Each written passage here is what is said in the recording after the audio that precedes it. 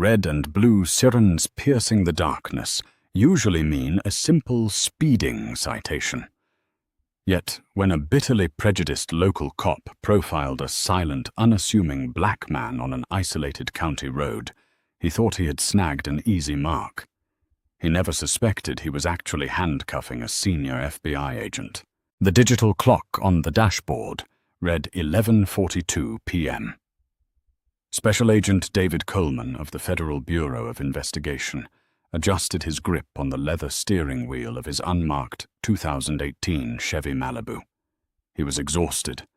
It had been a grueling 48 hours coordinating a multi-agency sting operation 2 counties over, and all he wanted was the quiet comfort of his own bed. He was driving through Oakhaven, a notoriously insulated, mid-sized jurisdiction bordering the interstate. David had his cruise control set exactly to the speed limit, 55 miles per hour. He wasn't in a rush. After 20 years in federal law enforcement, he knew the value of flying under the radar, especially in towns where the local law operated like lords of their own private fiefdoms. Behind him, the dense tree line of Highway 9 obscured the moonlight, leaving the road enveloped in total darkness, save for the sweep of his headlights. Then the darkness was violently shattered by a strobe of red and blue. David glanced in his rearview mirror. A patrol cruiser had aggressively swung out from a concealed turnabout, its siren giving a short, sharp wail. David sighed, tapped his brakes, and smoothly pulled his Malibu onto the gravel shoulder.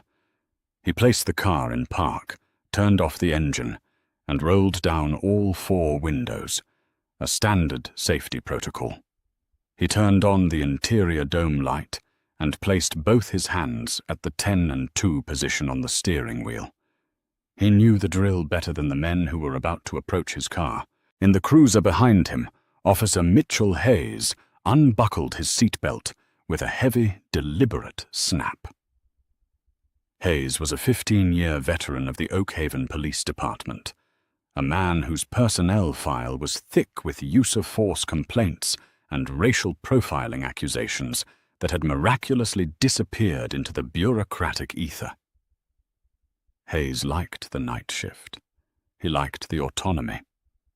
Most of all, he liked the power. "What do we got, Mitch?" asked his partner, Tyler Jenkins. Jenkins was barely 6 months out of the academy, a 23-year-old kid who still believed in the badge, but was rapidly learning that his training officer operated by a completely different rulebook. "Just a hunch, rookie," Hayes sneered, his eyes locked on the silhouette of the black man in the driver's seat of the Chevy. Out-of-state plates, dark tint, driving a little too careful. Let's see what this guy is moving. He was doing exactly 55, Jenkins noted, his voice hesitant. "Exactly," Hayes said, grabbing his heavy mag light. "Only criminals drive the exact speed limit when there's no traffic. Watch and learn." Hayes approached the driver's side of the Malibu, his boots crunching loudly on the gravel.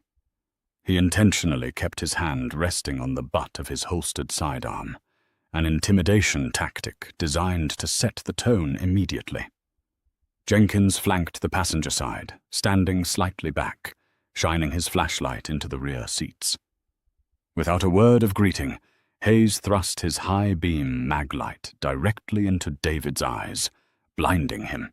"License, registration, and proof of insurance. Now!" Hayes barked, his tone dripping with unearned authority and barely concealed contempt. David didn't flinch. He squinted slightly against the harsh glare, but kept his voice completely level. "Good evening, officer. They are in my wallet, which is in my right back pocket, and the registration is in the glove compartment. I am going to reach for them now. Is that all right with you?" Hayes scoffed, clearly irritated by the driver's calm, articulate demeanor. He was used to panic.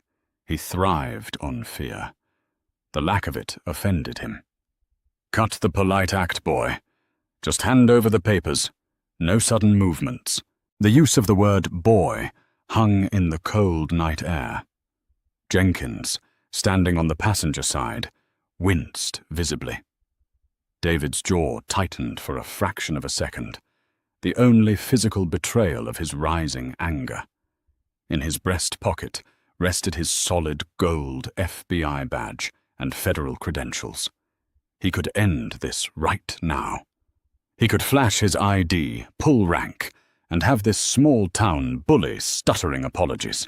But a sudden, profound realization stopped him. Oakhaven had been on the Bureau's radar. Civil rights groups had filed numerous lawsuits against this exact precinct for systematic profiling, illegal searches, and harassment. The Department of Justice was secretly building a preliminary file. David realized he had just been handed a golden opportunity. He wasn't going to show his badge. He was going to let Officer Hayes dig his own grave, shovel by arrogant shovel. "Reaching for my wallet now," David said calmly. He retrieved his civilian driver's license, which listed his real name and a P.O. box in Washington, D.C., but completely omitted his federal employment. He then leaned over slowly and pulled the rental registration from the glove box. He handed the documents through the window. Hayes snatched them away. He shone his light on the ID, his lip curling into a sneer. "David Coleman. D.C. address. Long way from home, David. What exactly brings you to my town at midnight in a car that ain't yours?" "I'm passing through on my way home from work," David replied smoothly. "The vehicle is a fleet rental provided by my employer." "Work?" Hayes let out a dry, mocking laugh. "What kind of work requires you to drive through Oakhaven at midnight? You don't look like a corporate executive to me. Whose car is this really?"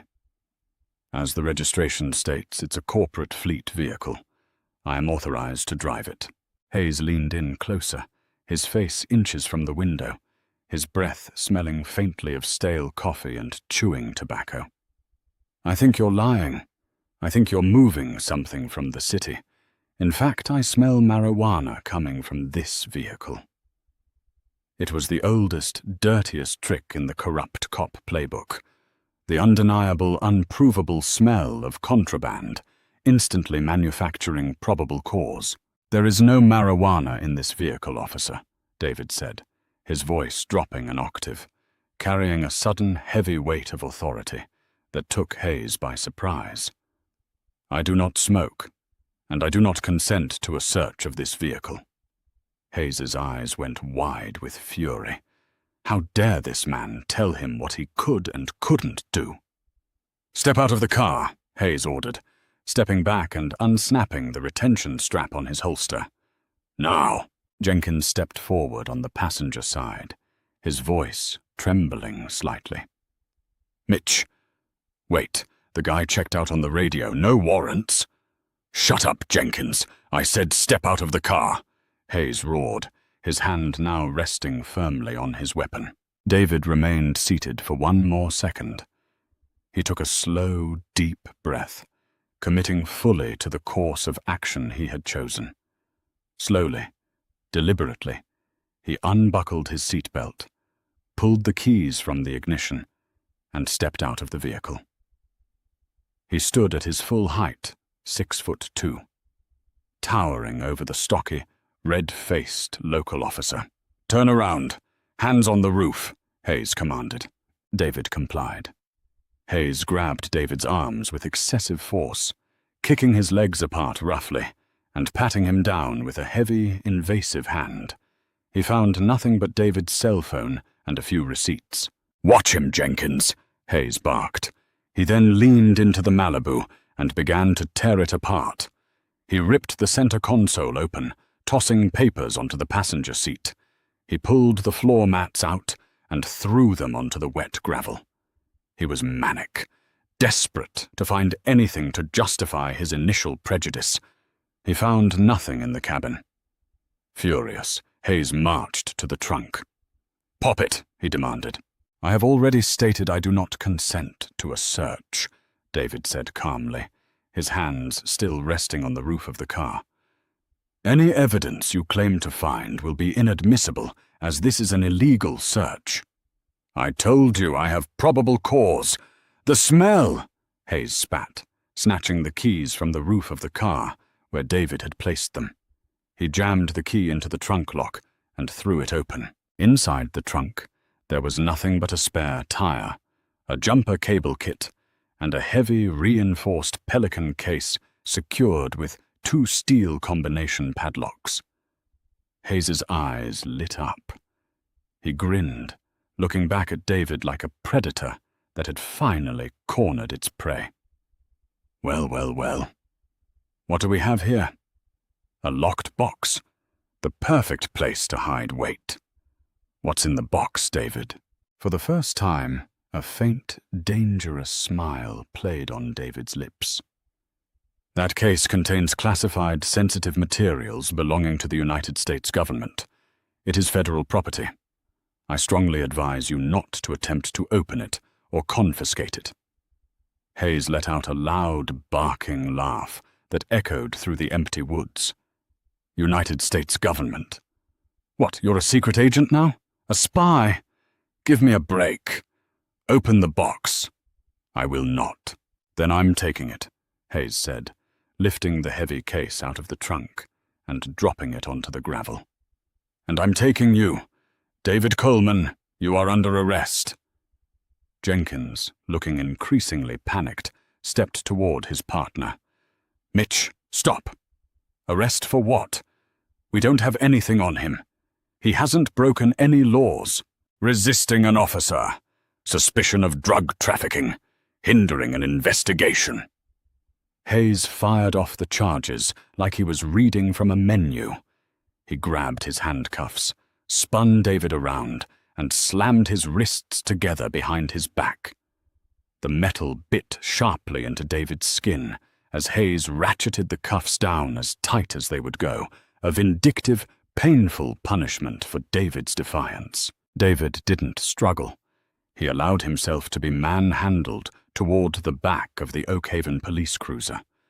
Before Hayes pushed his head down into the back seat, David locked eyes with the enraged officer. "Officer Hayes," David said, his voice entirely devoid of fear, vibrating with a cold, terrifying certainty. "You have just made the biggest mistake of your professional life, and the consequences are going to arrive much faster than you think." "Get in the car, Agent Coleman," Hayes sneered, shoving David into the hard plastic seat and slamming the door shut. Hayes walked back to the Malibu, grabbed the locked Pelican case, and tossed it into the trunk of his cruiser. He turned to a pale, sweating Jenkins.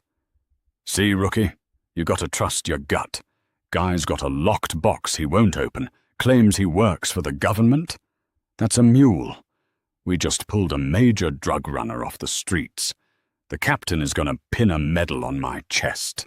"Mitch, I don't feel good about this. The guy wasn't scared.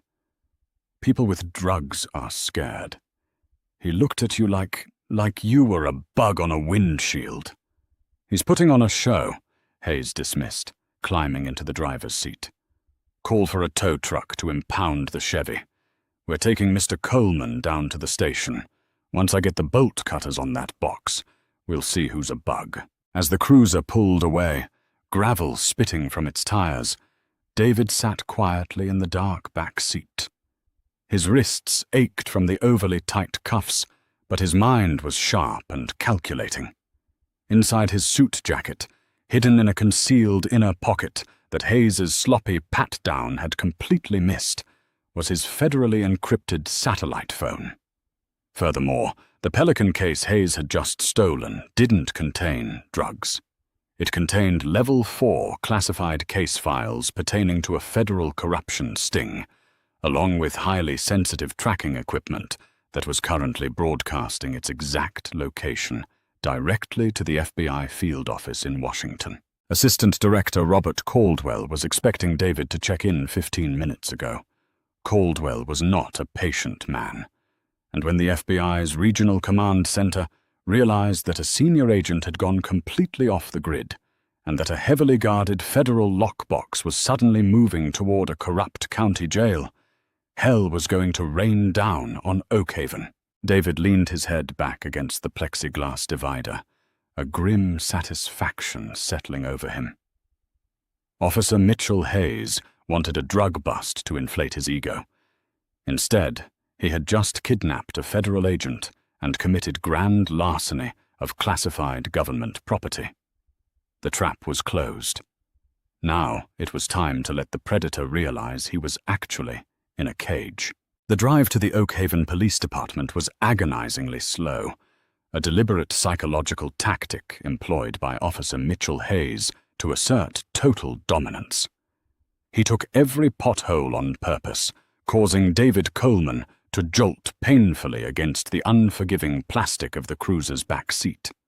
The heavy metal handcuffs were cutting off the circulation to David's hands, sending a cold, stinging numbness creeping up his forearms.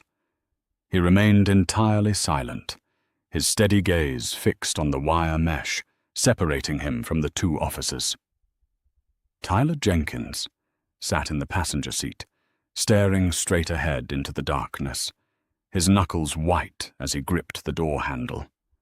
The young rookie's conscience was screaming at him, but the deeply ingrained, toxic, thin blue line culture paralyzed his vocal cords. They arrived at the precinct, a squat, brutalist concrete structure that looked more like a forgotten Cold War bunker than a pillar of community justice. The neon sign out front flickered with a dying buzz, casting a jaundiced yellow light across the cracked asphalt of the parking lot.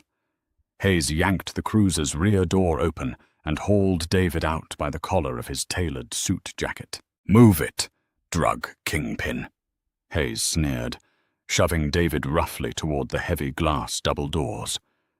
Jenkins followed quietly, carrying the heavy, locked Pelican case he had retrieved from the cruiser's trunk. The reinforced case felt strangely warm in Jenkins's hands, humming with an almost imperceptible electronic vibration. He didn't know it, but he was holding a military-grade GPS transponder that was currently screaming its exact coordinates to a highly secure server in Washington, D.C. Inside, the station smelled of stale sweat, cheap floor bleach, and burnt coffee. The night shift desk sergeant, a balding, apathetic man named Miller, barely looked up from his crossword puzzle as Hayes dragged his prisoner into the booking area. "What do we have tonight, Mitch?" Miller grunted, clicking his pen lazily. "Another out-of-towner lost on the highway. Got a live one, Sarge," Hayes boasted loudly, puffing out his chest and making sure the few other officers lingering in the bullpen heard him. "Refused a lawful search, driving a corporate rental, lying about his employment, and carrying a locked steel case in the trunk. I smell a major trafficking operation moving through our jurisdiction. Book him for resisting arrest, obstruction of justice, and suspicion of narcotics distribution. I'm going to go crack that box open and get us our felony charges."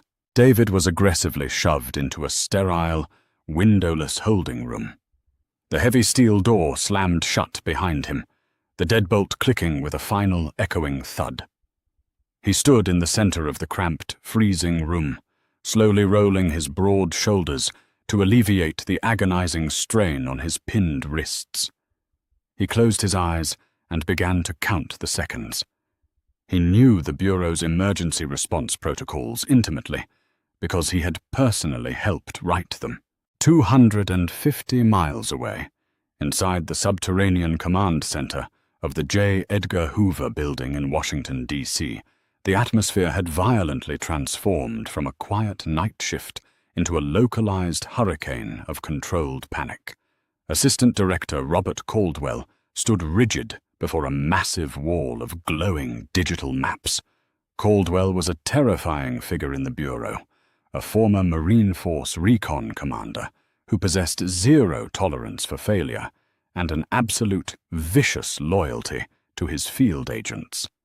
On the central high-definition monitor, A pulsing red icon was superimposed over the topographical map of Oakhaven County. "Talk to me," Caldwell barked, his sharp voice cutting through the frantic typing of a dozen technical analysts. "Sir, we lost audio contact with Agent Coleman's vehicle precisely 34 minutes ago," a senior communications tech reported, his fingers flying rapidly across his mechanical keyboard. "The vehicle's telemetry indicates it was pulled over on State Highway 9. 12 minutes later, the secondary transponder, the one embedded inside the classified Pelican case, began moving independently of the vehicle. It has now come to a complete stop at this exact location." The digital map zoomed in rapidly, highlighting the brutalist footprint of the Oakhaven Police Department. Caldwell's eyes narrowed into dangerous, icy slits. The implications were horrifyingly clear. A local, notoriously corrupt police department had just intercepted a senior federal agent carrying highly classified, unredacted federal informant files. If those sensitive files were opened and leaked, dozens of deep-cover operatives across the eastern seaboard would be brutally murdered within the week. "Did Coleman initiate a duress signal?" Caldwell demanded, pacing like a caged tiger. "No, sir, but his biomonitors indicate an elevated heart rate consistent with physical restraint. We have to assume he is currently in hostile custody, and his cover identity is unbroken. The local PD has not run his fingerprints through the national AFIS database yet. They aren't processing him. They're trying to figure out what they stole," Caldwell deduced instantly, his jaw clenching tight. "This isn't a misunderstanding. This is a rogue precinct attempting an illegal seizure. I want the hostage rescue team mobilized immediately. Contact the regional federal SWAT division in the neighboring county and federalize them. I want helicopters in the air 3 minutes ago. Nobody touches that box. Nobody hurts my agent. Execute Broken Arrow protocols. We are taking that station." Back in Oakhaven, Mitchell Hayes was sweating profusely. He stood in the precinct's disorganized, dusty evidence room, armed with a pair of 36-inch industrial bolt cutters. He clamped the heavy iron jaws around one of the solid steel padlocks, securing the Pelican case, and threw his entire body weight into the long handles. The cutters bit harshly into the metal, but the lock refused to yield. It was forged from a hardened boron alloy, specifically designed by military contractors to withstand exactly this kind of brute force assault. "Come on, you piece of garbage," Hayes grunted, his face turning an unhealthy shade of purple from the extreme exertion. Jenkins stood nervously in the doorway, chewing his fingernails down to the quick. "Mitch, maybe we should just call a judge," Jenkins pleaded, his voice trembling with unchecked anxiety. "Get a warrant. If we open that without a warrant, and there are actually drugs inside, any half-decent defense attorney will get the whole case thrown out. You know that.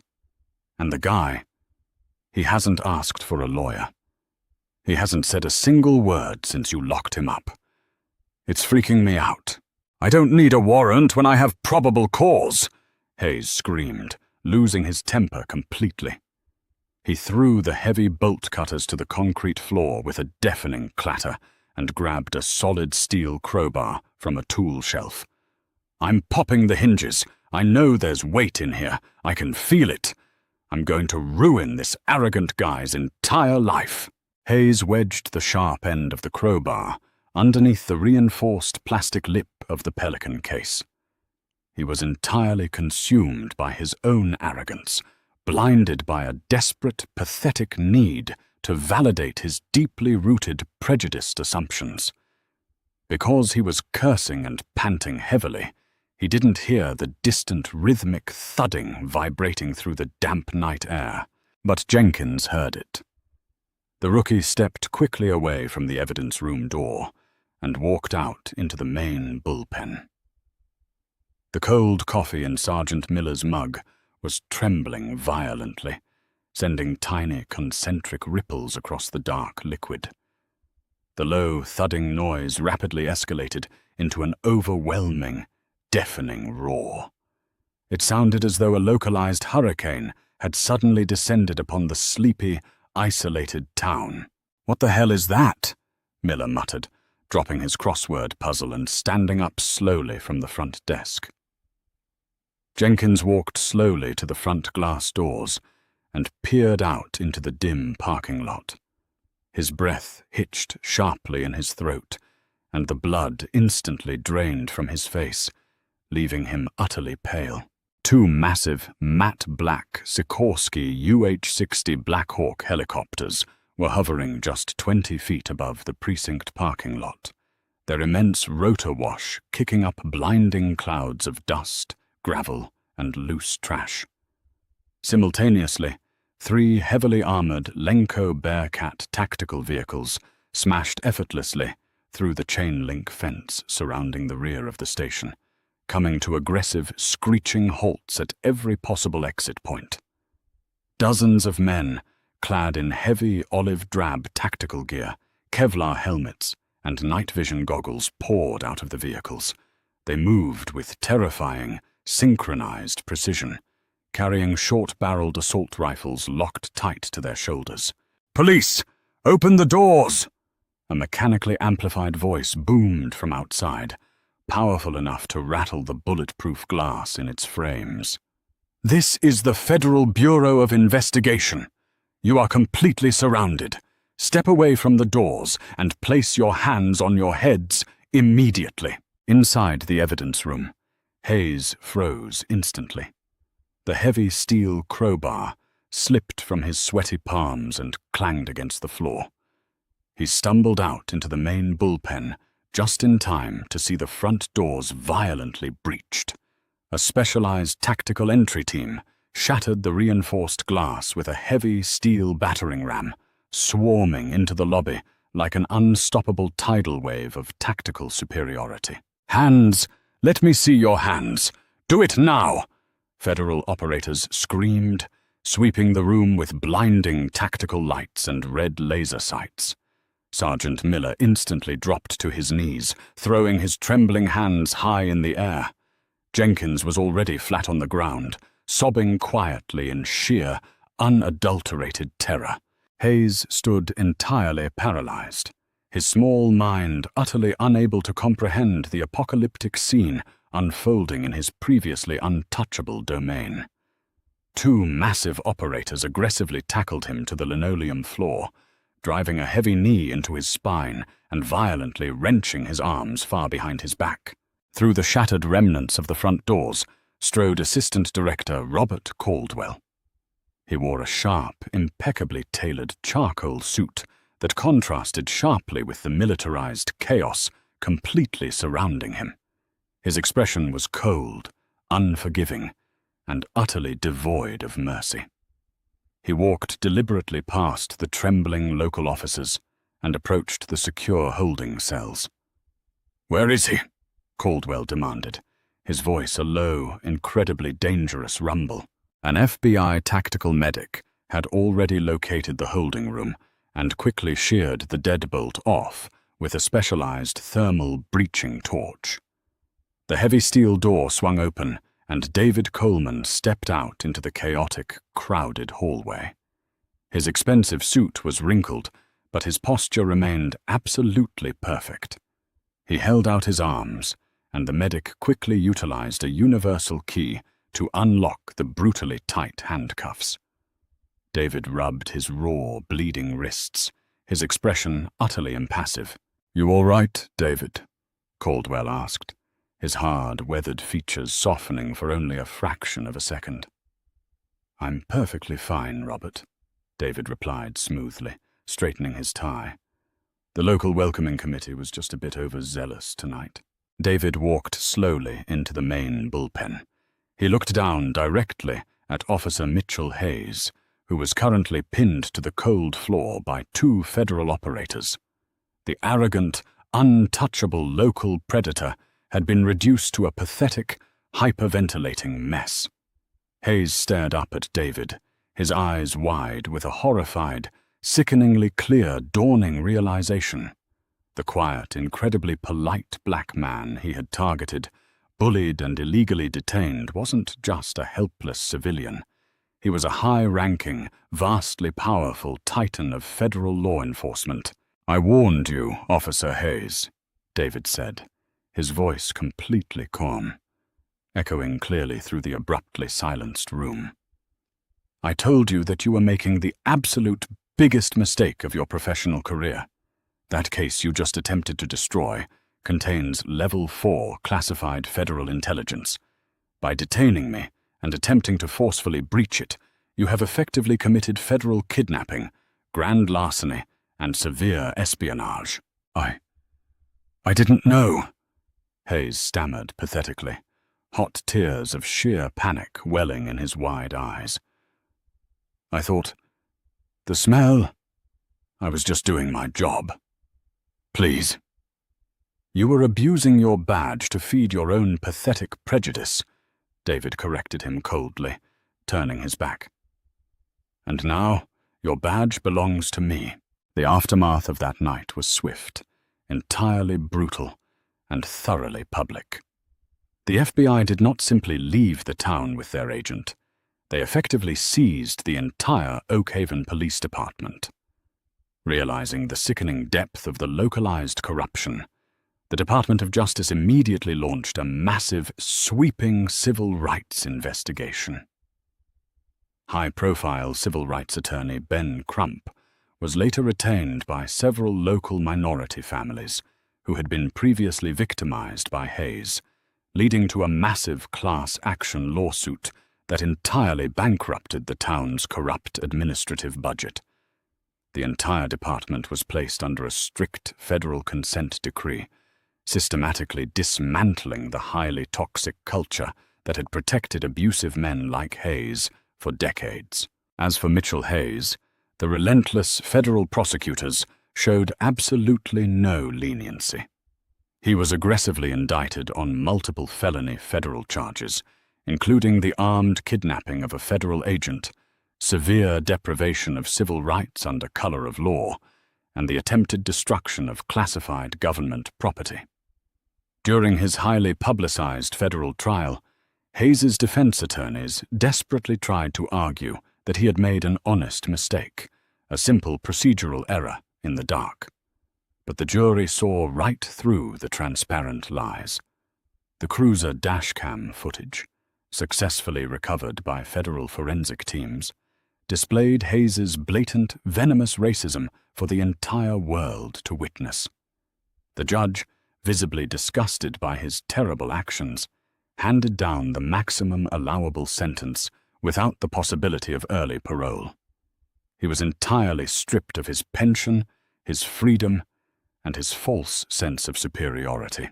He was sentenced to 25 hard years in a federal penitentiary in Leavenworth, Kansas, a harsh, highly unforgiving environment where former abusive cops were universally despised.